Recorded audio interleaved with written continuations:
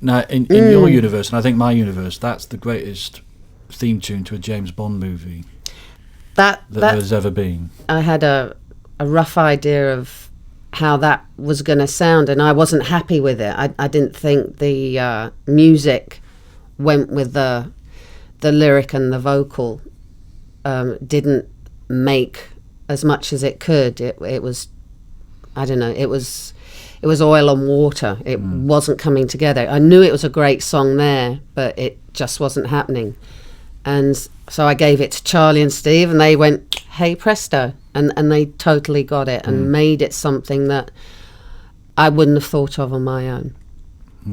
Yeah. I remember in the early days, everybody would say bands like Suicide should have been on the cover of Smash Hits, and in that universe, it's where Siouxsie had to have done a James Bond theme. And the world is a poor place that will never happened, really. Well, I totally agree. I'm sucking up again. No, but yeah, in the great Shirley Bassey tradition, and I mean that's in between Swan and Heaven and Alchemy, you go demented on the show business front. I mean, you seem to really be deciding this to show people what they'd never really picked up on if they didn't listen to, say, enough B-sides, that you are absolutely a damn fine entertainer. Yeah, and that's what you want to be. And kind of can be alongside the pop, and should be. And like, there's only a point to me if I'm alongside all of that and not shunted to the alternative or the difficult.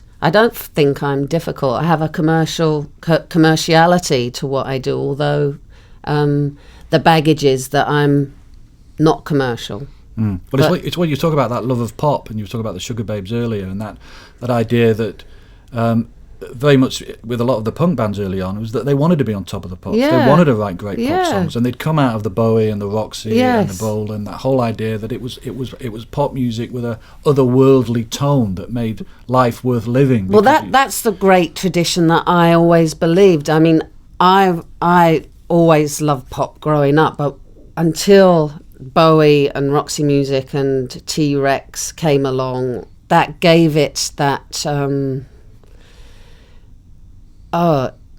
license to be strong and special and proud of it and worthy of being there, and not marginalised, worthy of having massive commerciality, and should have it.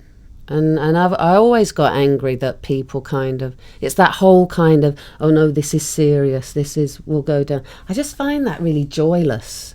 I really like things that there is an intent to it, but it wants to have fun as well, and play around and fuck around with people.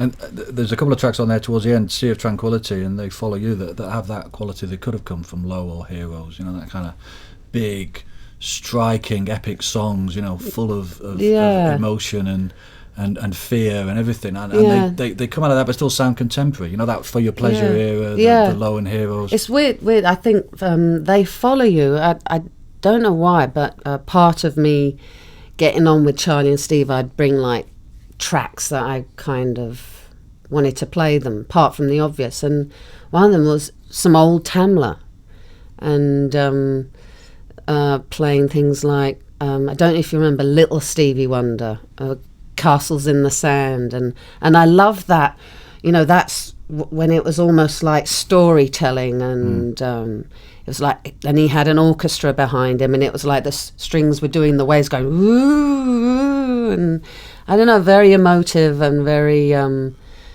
filmic, I suppose, but also with that Tamla kind of. You see, I'm making the classic male journalistic mistake of only covering the obvious. And I think you've always said, really, that you've got a lot of influences, but you never wear them on your sleeve, so to speak, and they're all buried in there, like, for instance, going there. I come out with the bloody obvious, For Your Pleasure, but Little Stevie Wonder, absolutely. It's Stevie Wonder and Motown sort of girl pop. And Smokey Robinson and Aretha Franklin, and I was lucky to grow up with a much older brother and sister, so there was a lot of Atlantic and Tamla and lot of soul and a lot of R&B as well.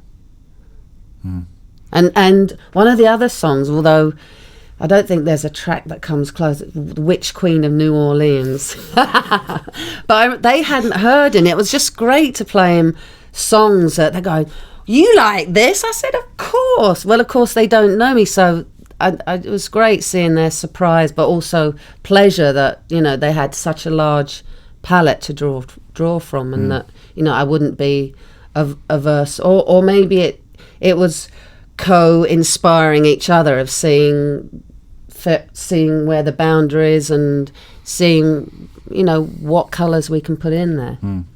And did they have